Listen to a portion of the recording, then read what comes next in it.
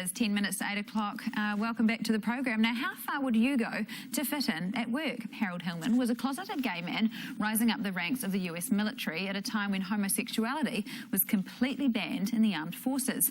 He's learnt the hard way the difficulties of being true to yourself and getting ahead at the office at the same time. And he joins me now. Harold, lovely to have you on the couch. Thank you, Ali. I want to talk about your personal story for a start, because it is just so compelling. And you call it the imposter syndrome. I guess that led to your first book, of course. Being a closeted gay within the army, what was that like? Sorry, within the Air Force. Within the Air Force, yes. That's right. I was the ultimate imposter. That's why I wrote a book about the imposter syndrome. I had spent most of my adult life impersonating a straight man, and I impersonated a straight officer in the U.S. Air Force for 7 years. So well, in fact, that I was selected to serve on the commission after President Clinton was elected, when he vowed that he would lift the ban on gays being able to serve openly. A special commission was formed, all military, about 45 of us from around the world, and we were selected because we were outstanding officers. And the irony is that had I come out, had I stood up and said I'm gay, I would have been discharged dishonorably right on the spot. And that's when it all came to a head, isn't it? It was during that time on the commission that they came up with the, ultimately ended up being the don't ask, don't tell policy, didn't it? That's right. It was clear to me, we were sequestered for 3 months in Washington, D.C., and it was clear that the military brass at the time were going to have no part of the new president's agenda in terms of lifting the ban.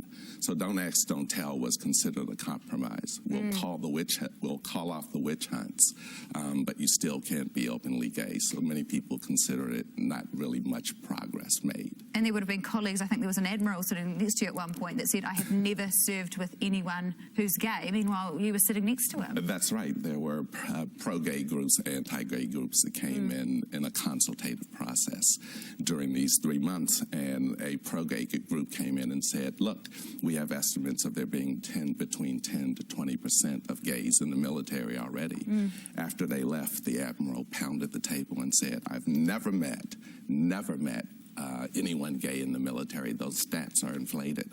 And there I sat very close to him, and it was I call it my 15 minutes of fame that I wisely decided not to use. Yes, because you just sat there, didn't you? I just sat there. But then it was some months after that you decided, I'm going to come out. This is it. I'm going to be true to myself.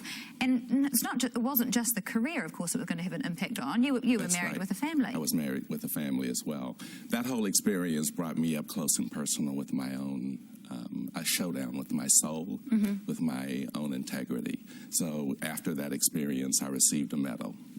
Another one on my uniform to signify how excellent I was. But inside, I was a very hollow man. And that whole experience was a catalyst for me to sit down with my wife, have one of the most difficult conversations I'll ever have, and to start the process of making myself whole. Which was very important to me to be able to give in a way that I felt that I could just be myself. People would appreciate that more.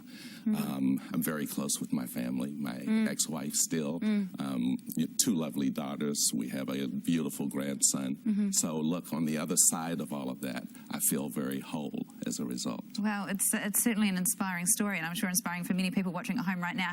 I do have to talk about the book, though, because of course that is why you're here. I just love your personal insights as well. This is your second book, Fitting In, Standing Out. That's right. Because you speak and you have a lot of clients, very high-profile clients, business clients. But this is your latest message, because it's a real mix in New Zealand, and not just in New Zealand, isn't it? That's right. Of how to stand out and be a leader, but at the same time fit in and sort of into the workplace. How do you create that balance? Well, there's an inherent tension between the two. I think there's a greater gravitational pull towards fitting in. We make it easy in organizations for people to fit in formal inductions, let's show you the ropes, all of those kinds of things. When it comes to standing out, you have to push against the grain a little bit more. And I think a big difference between the U.S. and New Zealand is that in in New Zealand, you have to be a bit more mindful that standing out often is interpreted as sort of pushing away from the team in that respect, so that you have to put more context around what your motive is, which is, look, I'm standing out in the interest of helping us be a better team as opposed to distancing myself. So it's standing out for the betterment of everyone as That's opposed right. for your personal interest. That's right. Well, it's interesting because you talk about both the cultural differences between the States and New Zealand as well. This is the latest book. It's in bookstores now, isn't it? Fitting Yes, and it Standing is. Out. And certainly you're well qualified to talk about that. So thank you so much for making time for us, Dr. Harold Thank you Hillman. very Appreciate much. you coming on. Appreciate that. Did you ever go back to the Admiral? I did not. Everyone is asking me. Yeah. I'd love to be there when you do meet him again. Good on you. Good on you. Thank you very much. Thank you.